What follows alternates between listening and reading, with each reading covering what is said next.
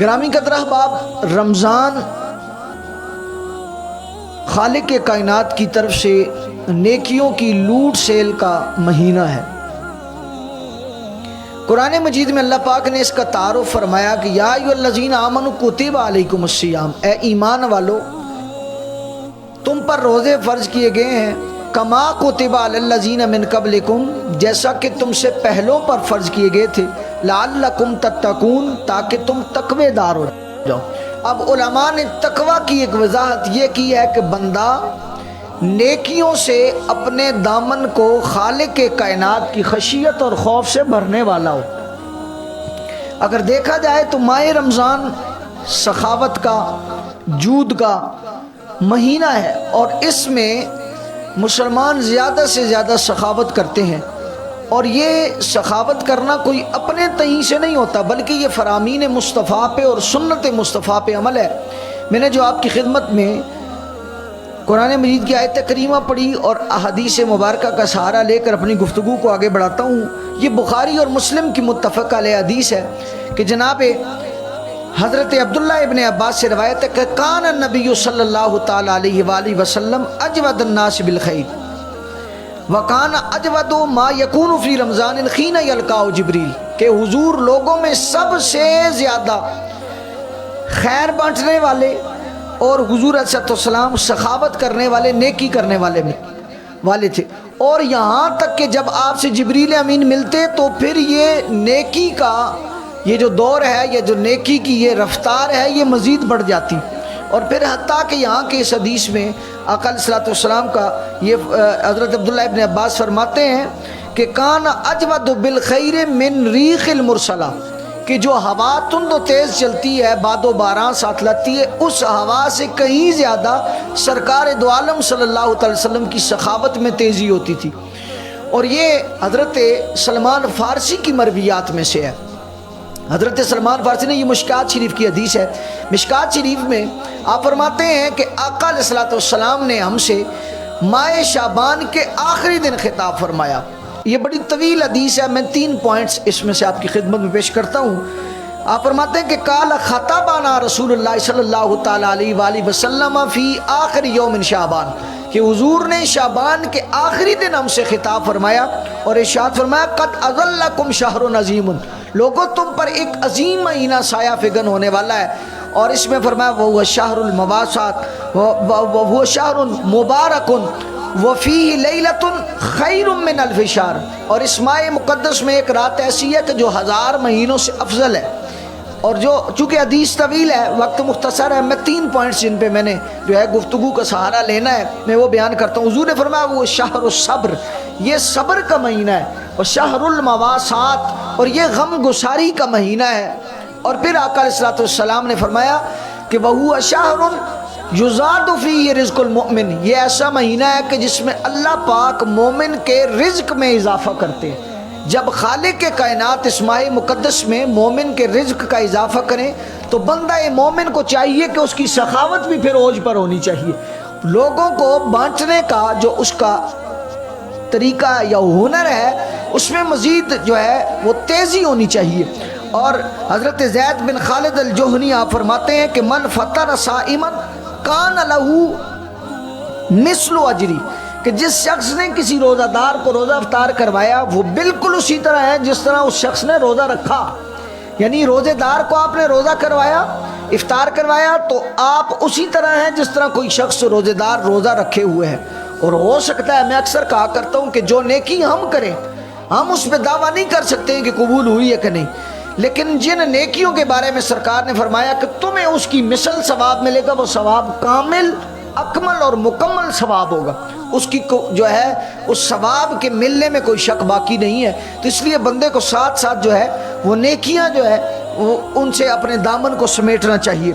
اور پھر یہاں پہ بس نہیں ہے، آقا علیہ السلام نے جو میں نے خطبہ میں حدیث مبارکہ پڑھی ہے کہ روزہ کے ساتھ صدقہ کرنا یہ جنت کو واجب کرنے والی چیزوں میں سے ہے۔ آقا علیہ السلام نے فرمایا کہ ان فی الجنت جنت لغرفن، کہ بے شک جنت میں ایک مکان ایسا ہے، ایک بالا خانہ ایسا ہے کہ یرا ظہور عام بطونہا، کہ کہ بندہ ان کے اندر کھڑا ہو تو ان سے باہر کا حصہ نظر آتا ہے. اور پھر آقا صلی اللہ علیہ وسلم نے فرمایا وَبُطُونُهَا مِن ظُهُورِهَا، اور اگر بندہ ان کے باہر کھڑا ہو تو ان کا بطن یعنی ان کا اندر کا حصہ نظر آتا ہے. تو ایک اعرابی نے یہ فرمان سنا تو اس اعرابی نے آقا صلی اللہ علیہ وسلم نے فرمایا یا رسول اللہ لمن ہیا، یہ کس کے لیے ہے؟ تو آقا صلی اللہ علیہ وسلم نے فرمایا 3 خوش نصیب ایسے ہیں جن کو اللہ پاک یہ جنت کے بالا خانے عطا کرے گا کہ جو اس انداز میں اور اس نفاست اور اس طہارت اور اس پاکیزگی سے بنے ہوں گے کہ ان کے ظاہر سے ان کا باطن مخفی نہیں ہوگا اور ان کے باطن سے دیکھا جائے تو ان کا ظاہر مخفی نہیں ہوگا. سرکار دو عالم صلی اللہ تعالیٰ علیہ وآلہ وسلم نے فرمایا کہ یہ اس خوش نصیب کو ملیں گے قال طیب الکلام، کہ جس شخص کا کلام خوبصورت ہوگا. آج ہم دیکھ لیں ہم زبان کی وجہ سے ہم اکثر لوگ مار کھاتے ہیں، اور جناب حضرت علی المرتضیٰ کا قول ہے جراحات السنان لہتیام، کہ لوگوں جو زخم تلواریں لگاتی ہیں ان کے مقدر میں ٹھیک ہونا ہے. ولا یلتام ما جرح اللسان، لیکن جو زخم اور جو گھاؤ زبانیں لگاتی ہیں ان کے مقدر میں ٹھیک ہونا نہیں ہوتا. کتنے دل ہم نے توڑے صرف اس زبان کی وجہ سے. اگر وہاں زبان کی حفاظت ہو جاتی تو دل ہمارے نہ ٹوٹتے. اور پھر یہ دل کا توڑنا حقیقت میں کعبۃ اللہ سے زیادہ جو ہے کا گناہ ہے. شیخ سعدی علیہ رحمہ نے فرمایا دل بدستاور کے حج اکبر است. لوگ تو کہتے ہیں نا کہ جمعے والے دن ہمیں میسر آ جائے آج یہ حج ہے. شیخ سعدی کہتے ہیں نہیں، دل بدستاور کے حج اکبر است، تیرا دل تیری مٹھی میں آ جائے یہ حج اکبر ہے. از ہزارہ کعبہ یک دل بہتر است، 1000 کعبوں سے ایک دل بہتر ہے. اور پھر یہ دعوے پہ فقیر دلیل کیا دیتا ہے؟ فرماتے ہیں کعبہ بن گاہے خلیل اطہر است، دل گزر گاہے جلیل اکبر است. کہتے ہیں کعبہ تو حضرت ابراہیم کی تعمیر کردہ ایجاد کردہ چیز ہے، اور دل جو ہے جس کی حفاظت کا تجھے میں درس دے رہا ہوں یہ دل خالق کے کائنات کی گزرگاہ ہے. تو اس لیے ایک عاشق نے کہا تھا ٹا دے مسجد ٹا دے مندر ٹا دے جو کچھ ٹہندا، پر ٹامی نہ دل کسے بندے دا کہ رب دلاں وچ رہندا. تو یہ ہمیں زبان کی حفاظت. سرکار نے فرمایا کہ اطیب الکلام کرنے والا، میٹھے بول بولنے والا جو ہے وہ خالق کے کائنات کے جو ہے اس عطا کردہ بالا خانے میں رہے گا کہ جو اپنی کریشن میں سب سے جداگانہ حیثیت رکھتا ہے. اور پھر آقا صلی اللہ علیہ وسلم نے دوسرا خوش نصیب فرمایا وَأَطْعَمَ الطَّعَامَ، وہ خوش نصیب جو لوگوں کو کھانا کھلاتا ہے وہ خوش نصیب ایسا ہے کہ اللہ نے پہلے سے جنت میں اس کے لیے جو ہے وہ جداگانہ حیثیت کا بالا خانہ تیار کر رکھا ہے. اور تیسری چیز حضور علیہ السلام نے فرمایا وقام اللہ باللیل والناس نیا، وقام للہ باللیل والناس نیام، وہ خوش نصیب کہ جو اللہ کی ذات کے لیے راتوں کو اٹھ کے کھڑا ہوتا ہے اس وقت کہ جب لوگ سو رہے ہوتے ہیں. اور میاں صاحب نے اگر اس کی ترجمانی کی ہے تو بڑی خوبصورت، حضور میاں صاحب بڑی خوبصورت بات کرتے ہیں. آپ فرماتے ہیں کر کر یاد سجن نو کھاندے. اگر آپ کہیں تو میں سر بھی لگا دوں، وقت ہے ہمارے پاس 10 منٹ باقی ہیں، ہم نے اپنا رانجھا بھی راضی کرنی ہوتا ہے. کافی سارے لوگ دیکھ رہے تو وہ اکثر بعد میں ان باکس میں کہتے ہیں شاہ جی آج سر نہیں لگائی ہے، تو چلے آپ کو بھی خوش کر لیتے ہیں. میاں صاحب کہتے ہیں کر کر یاد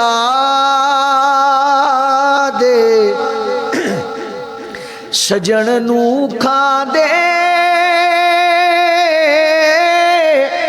پن پن جگر نوالے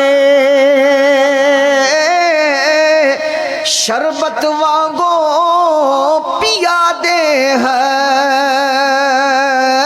تو پیون زہر پیالے. اور پھر کہتے ہیں کہ یہ جو خوش نصیب جو رات کو جاگتے ہیں اللہ کی رضا کے لیے، باہر سے یہ بڑے میلے کچیلے ہوتے ہیں، باروں دسنے ہوئے میلے کالے تے اندروں آب حیاتی ہوٹھ سکے تیرے ہایا واگو تے جان ندی وچ ناتی. کہتے ہیں باہر سے میلے کچیلے نظر آتے ہیں لیکن ہوتے کیا ہیں کہ یہ نہائے دھوئے ہوتے ہیں، اور پھر کہتے ہیں کہ ہونٹ ان کے خشک کیسے ہوتے ہیں، جو بندہ پیاسا ہو اس کے ہونٹوں پہ جو ہے خشکی ہوتی ہے، فرماتے ہیں لیکن جان ان کی جو ہے یہ ندی میں نہائی ہوئی ہوتی ہے۔ اور پھر آگے فرماتے ہیں راتی زاری کر کر رونے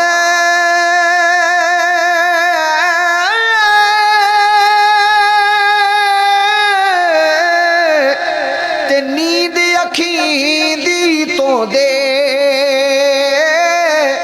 فجرے او گلہار کہاں دے تے سب تو نیویں ہو دے۔ اور آخری شعر، اس کے بعد میں حضرت ابو ہریرہ کا قول نقل کروں گا جو انہوں نے نصیحت امت کو کی۔ آپ فرماتے ہیں شاہ منصور ان الحق کہندا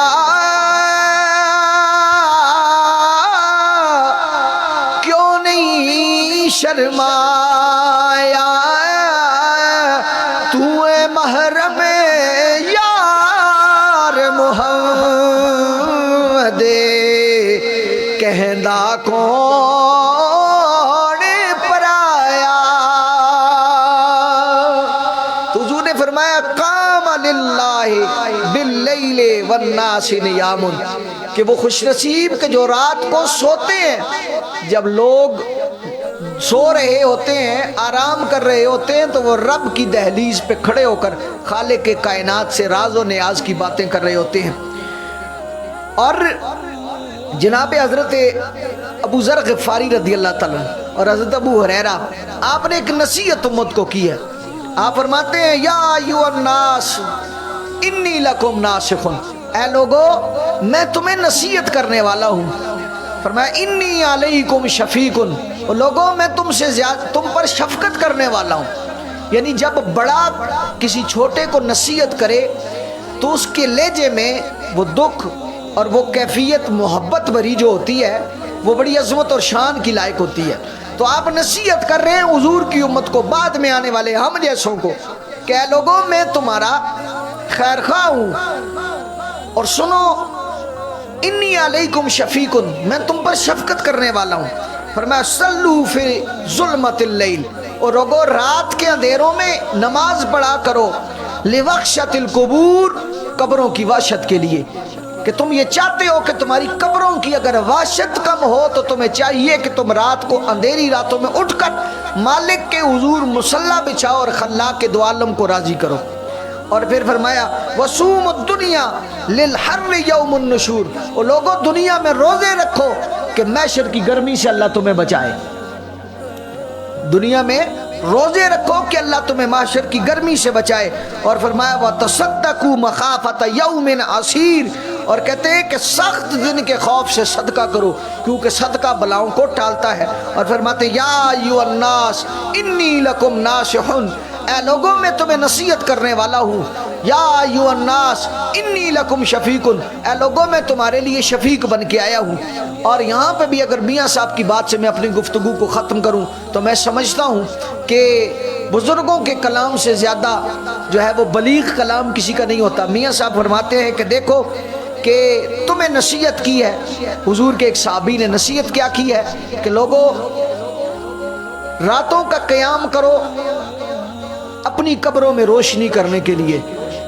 تو اب کہتے ہیں کہ سنو، جس دنیا کے لالچ اور زوم میں تم بیٹھے ہو یہ عارضی دنیا ہے، یہ متاع قلیل ہے۔ حقیقت میں خالق کائنات نے جو تمہیں عطا کرنی ہے وہ زندگی جو حیات جاودانی، وہ اخروی زندگی ہے، دنیا کی زندگی کوئی چیز نہیں ہے۔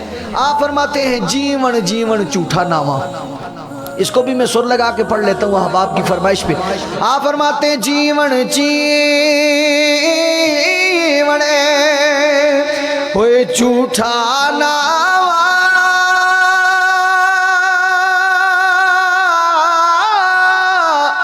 تے موت کھڑی سر اتے، لکھ کروڑ تیرے تھی سونے کے اندر ستے، اور میاں صاحب ایک نصیحت کرتے ہیں کہ اے دنیا والے، اگر مالک کے عشق میں زندگی تیری نہ گزری تو سن، تو نے زندگی بیکار گزاری ہے، تجھ میں اور جانور میں کوئی پھر فرق نہیں ہے۔ آپ فرماتے ہیں جنہ عشق خرید نہ کیتا ایویں آ بھگتے، عشق باجی محمد بخشا، کیا یاد میں کیا کتے، اور پھر فرماتے ہیں سن، یہ عشق اتنی ضروری چیز ہے کہ اگر عبادت عشق کے بغیر کی جائے تو عبادت بھی لذت نہیں دیتی۔ بھائی فیضان، آپ سے میں مخاطب ہوں کہ جو عبادت عشق کے بغیر کی جائے اس عبادت کا کوئی فائدہ نہیں ہے۔ حضرت اقبال نے کہا نا، زبان سے کہہ بھی دیا لا الہ تو کیا حاصل، نگاہ و دل مسلمان نہیں تو کچھ بھی نہیں۔ تو میں میاں صاحب کی اس بات پہ، آپ کے اس حسین قول پہ، آپ کے اس حسین کلام پہ اپنی گفتگو کا تتمہ کرتا ہوں۔ میاں صاحب فرماتے جے لکھ زہد عبادت کریے،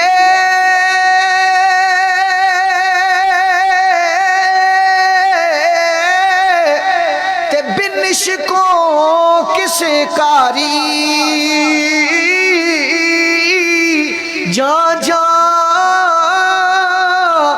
عشق لساڑے تینو، تان تان بے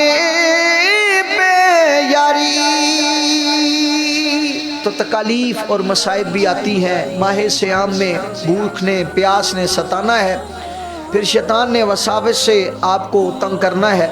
ان ساری باتوں کو ایک طرف رکھ کے خلاق دو عالم کی عبادت کیجئے، خلاق دو عالم کو راضی کیجئے، اور اس ماہ مقدس میں زیادہ سے زیادہ صدقات و خیرات کیجئے۔